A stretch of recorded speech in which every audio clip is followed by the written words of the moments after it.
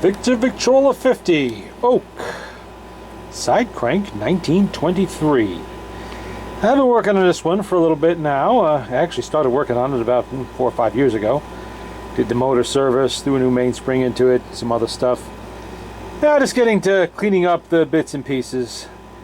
This one had some issues with the hinge, the lid stay, the front clasp, a few other things. See, now it's working pretty good. And this is number 128071. Now the lid stay. Right down there, you see that nice little part there? That's the lid stay support. It was bent like a pretzel, and the screw hole had become buggered up, and somebody had made a new screw hole and kind of made it all slanted like this. Can't have that. It's got to be straight. It's got to be flat. The hinge was bent, fortunately not broken, just bent. I had to bend it back. I had to repair probably 3/4 of the screw holes on that one too. Somebody had put larger screws in there in an attempt to fix the loose screw problem instead of simply fixing the holes with wood shims and glue. But that is now fixed. Being a 1923 in a late style, this has this style of tone arm. Gone is the tone arm support. Now just bolts directly down with a double layer of ball bearings in that area right there. It's currently wearing the number 2. This actually did have an exhibition on it. The customer for this one has requested a number 2 Victrola. Actually, he's getting both. He's getting the original and the rebuilt number 2 that's on there. These were optional, and dealers push them heavily, so I find roughly 60% of the Victrola 50s I find of any year are wearing a number 2 reproducer, and others are wearing the exhibition. Both sound good. I'm going to leave the air conditioner on because it's hot outside, and I want to keep it cool in here, and you can hear it anyway. What I'm doing here is I'm testing the motor, and to test the motor, what do? We use some nice worn records. Look at that. Ooh, boy. Why do we use worn records? Well, think about what happens with your car engine when your car starts going uphill. It has to work harder, labor more. That is what a worn record does to a phonograph. It puts more resistance on the needle, which puts more resistance on the motor to keep up speed. So if you have a problem with the motor, it's going to show up mostly when you're playing worn records. Sometimes it'll stop them dead. Some records are so worn it'll do that even to a motor with no problems, but a worn record every time for testing the motor. Let's see, what do we have here? They call it dancing. Paul Whitman. Okay. Probably should put a needle in the reproducer. They play better when you do that. There we go. Already wound it up.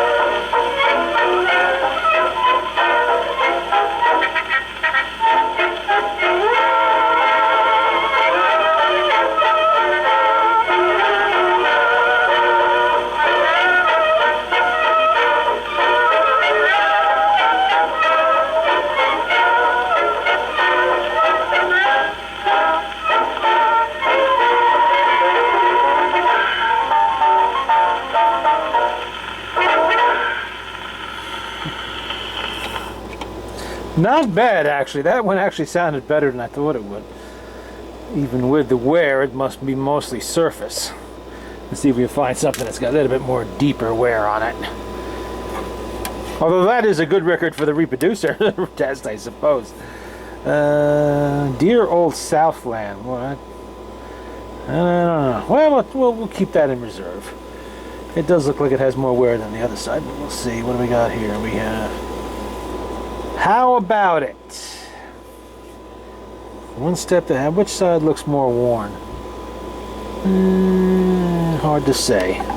It's a Victor Electric. It's going to be a little loud, but it is roughly contemporary to the machine. So let's put a needle on there, and I will wind it up. These little springs, even with the new mainspring, I always wind it for each play. Just easier, especially with worn records, because I know, even though that one wasn't that one, it's still putting more stress on the motor, which uses more power from the spring. So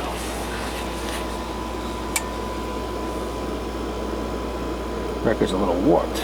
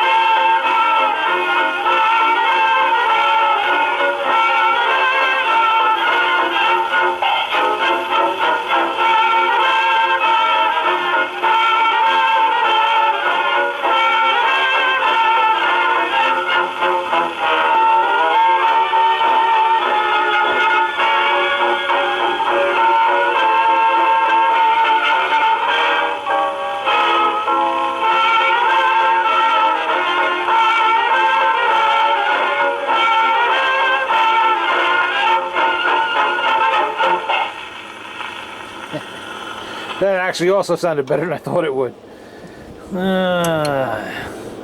Well, like I say, you don't know how well these things play until you actually do test them, because they could be scuffed on the surface and still be just fine way down in the grooves. How about this one? You ain't heard nothing yet. I don't know. Maybe. We'll give it a shot. Any condition, it is playing them just fine, so. Whoops. Almost knocked over my needle tin. Don't want to do that. Okay.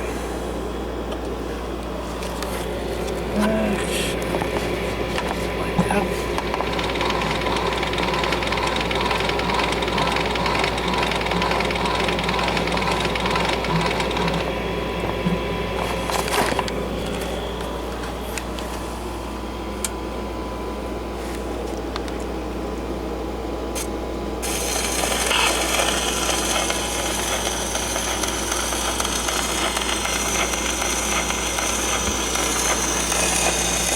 Ah, a one record, all right. First screw was damaged. All right.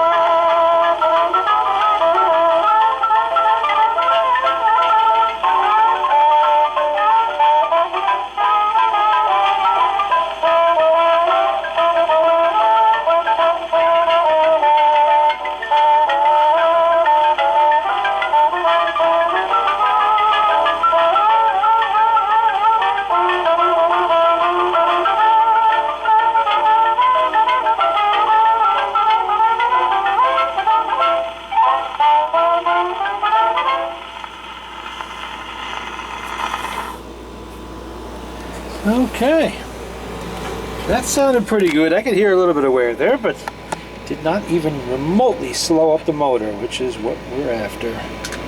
Okay, now let's remove number 2.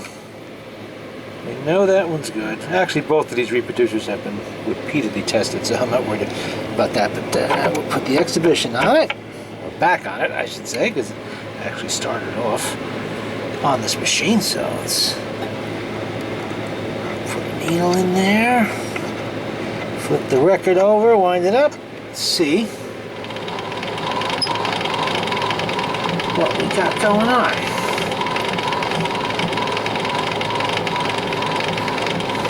The Victrola VV-50 is a loud machine, especially when played with loud-toed needles. There's no volume control of any kind on this. It was made to be used outdoors where you needed a little extra volume. So even an air conditioner blasting a foot away, the Rose of Washington Square, the All-Star Trio. We'll try that one. That's got a lot of wear on it. Whew. It's all scuffed up. Even, not even a foot away from the air conditioner, it's still loud. It is not drowned out.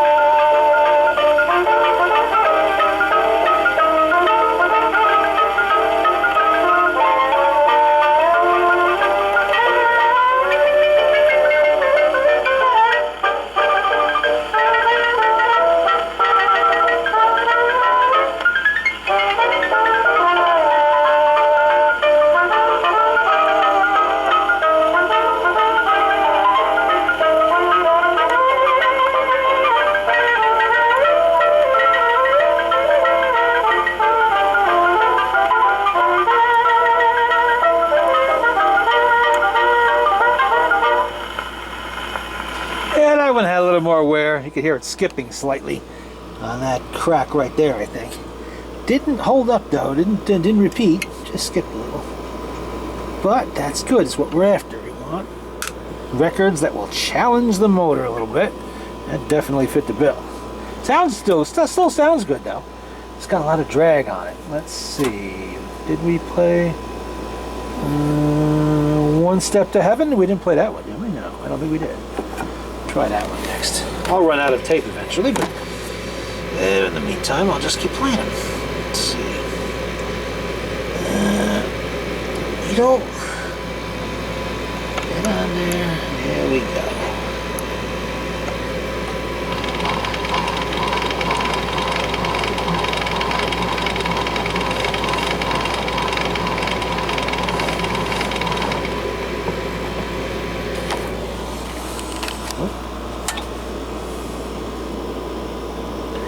This is the warped record.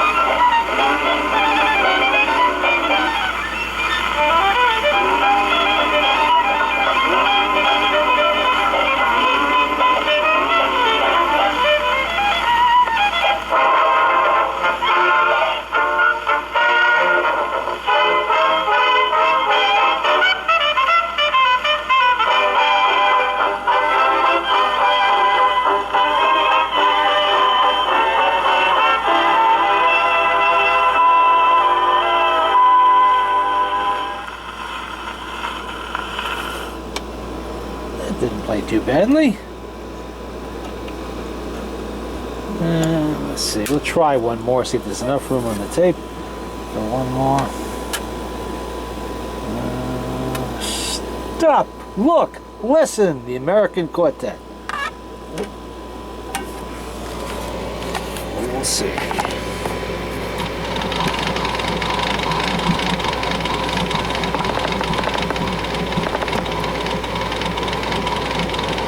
That's enough.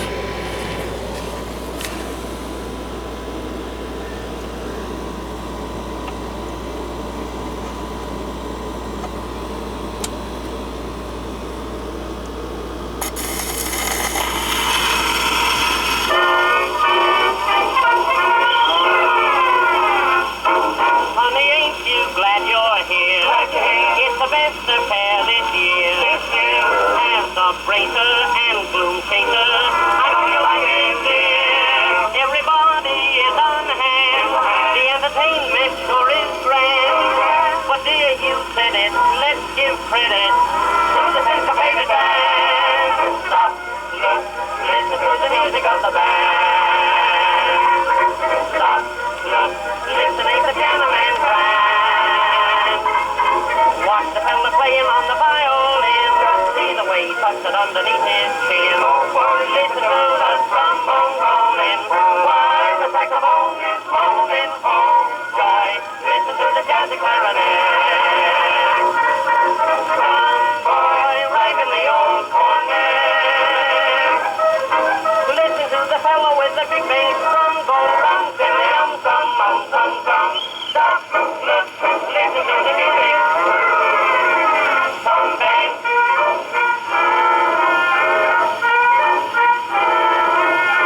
Baby, don't you think it's great? Think it's great. Everything right up to date. Up to date. Come on, honey, I've got money.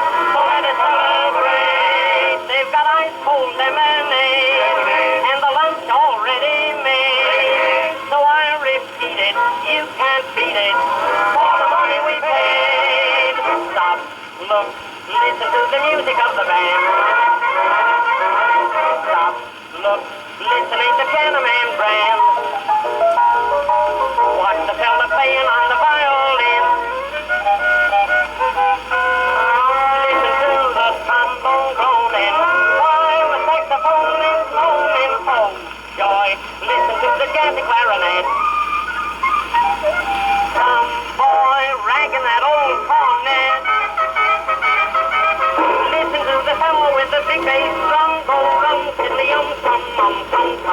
Stop, look, listen to the music. Some band.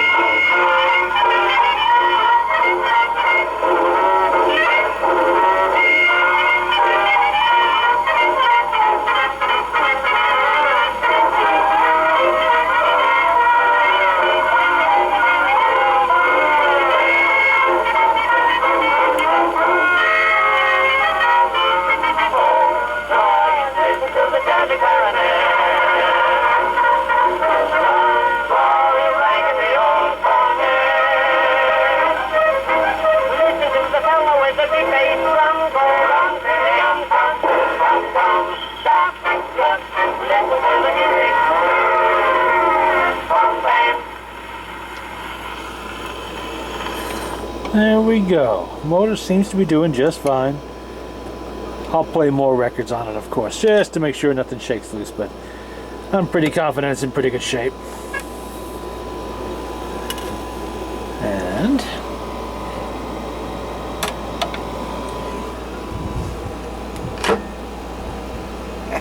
perfect. Took a while to get it to do that. But there you go. Victrola VV-50 in oak 1923 side crank. With both the number 2 and the exhibition reproducer.